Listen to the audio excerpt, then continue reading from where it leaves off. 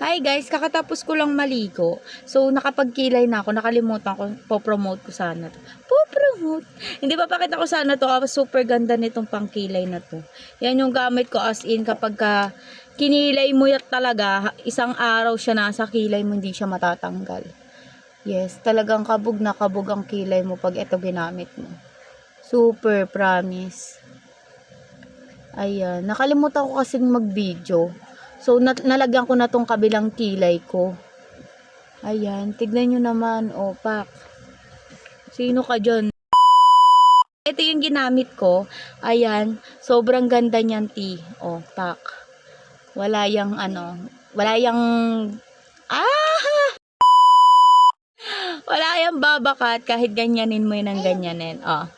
So, ayan guys. Tapusin ko lang yung kabila. Then, pakita ko sa inyo yung final look. So, ayan ang final look niya, guys. O, diba? Ang purple. Ayan, sobrang ganda niyan, ti.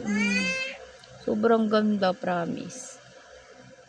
Tapos, yung aking pangmalakasang toner. Ayan ang aking pangmalakasang toner. Guys, ang ganda nito. Isa pa to. Nakakatanggal talaga siya ng mga pimples. Ayan. Alam niyo naman, diba, pagka nagkakaroon tayo ng mens, bago at pagkatapos natin magkaroon ng mens, nagkakaroon tayo ng mga pimples. So, ito ang maganda. Nakakapatuyo siya agad ng pimples.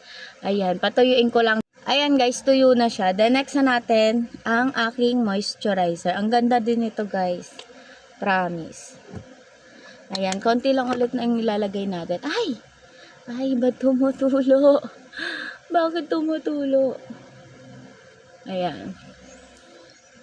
Gay lang din natin siya sa buong mukha. Ayan, napadami yung lagay ko, shit. Carry lang yan. Sama natin ng leeg. Ayan.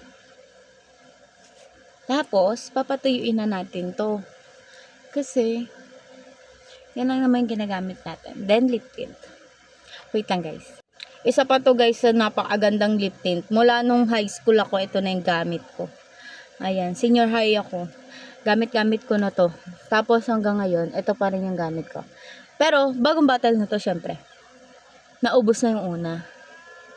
Ayan, so ilang taon nang nakalipas nun. Ayan.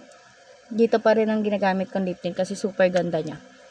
Ang tagal niyang mawala sa labi, day. Ayan.